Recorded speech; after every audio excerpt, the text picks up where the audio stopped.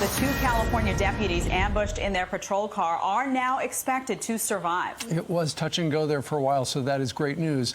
An intense manhunt for the gunman is underway right now.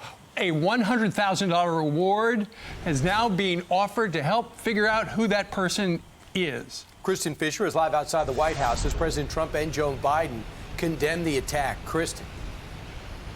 Yeah, and both of those men are using some very strong language to condemn that ambush attack. You have the former vice president calling it unconscionable, while President Trump says that the gunman, who's still at large, is an animal who must be hit hard. President Trump, though, he really took it a step further last night during that big rally in Nevada, saying that the shooter should also receive the death penalty. Biden wants to appease domestic terrorists. And my plan is to arrest domestic terrorists. Okay? And we also believe that if you murder a police officer, you should receive the death penalty. And that's something that's very important. And the video of that incident is just so incredibly disturbing. If you haven't seen it, you can see the gunman just walking up to these 2 LA County Sheriff deputies who were sitting in their patrol car and opened fire without any kind of warning or any kind of provocation.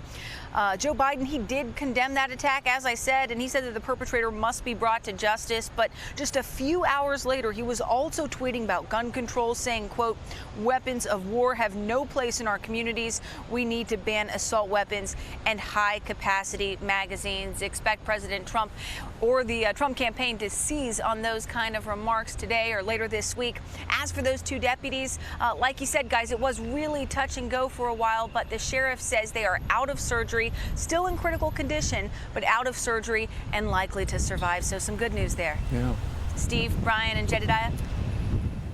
Thanks so much, Kristin. I mean, to look at the absurdity of tweeting about gun control, though.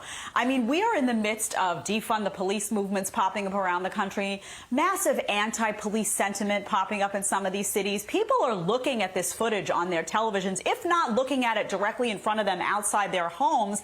And now a political candidate is saying, also, by the way, you may not be able to call the cops, and you also can't protect yourself. I don't know who Joe Biden thinks this message is going to resonate with, but it's absolutely and completely absurd. We actually spoke with Dan Bongino last hour. He weighed in on that. He weighed in on a whole bunch of stuff. Listen to some of what he had to say. What are you protesting for by sitting outside of a hospital hoping police officers shot for the act of putting a badge on, nearly killed one who has a 6-year-old child? Can you please explain to me what you're protesting? The answer is you're not protesting. You're nihilists. They want destruction. They want you dead. How do you negotiate with these people, Steve? They're negotiating for what? Police reform? What's police reform? What's the police reform you're negotiating for? Dead police officers? That's what you want. Because that's what you were screaming for outside the hospital. And we're supposed to take these people seriously? What he's referring to is the fact that there was apparently one person caught on tape, or on camera, I should say, where they were screaming, "I hope they die," who was outside the hospital as those 2 men, the man and the woman, fought for their lives. Brian. There's other 2 attacks. In Lancaster, Pennsylvania, a guy comes after cops with a knife, and they protest because the cops shot back. And then in Buffalo, they come after the cops with a bat. So where's this hatred coming from? I mean, where's the impervious nature of what's going after the men and women in blue? Like, how do we stop this trend where people think that this is a score that they could pull off? Yeah. Bail reform, I'm not really sure, Jedediah. Yeah, and it's an important point by Dan, because yes, you can have a conversation about criminal justice reform, but you can't have a conversation with criminals, and you can't have a conversation with people who are seizing on this opportunity to just perform violence and manifest violence in the community. Those people aren't looking for a conversation. They're looking to seek and destroy.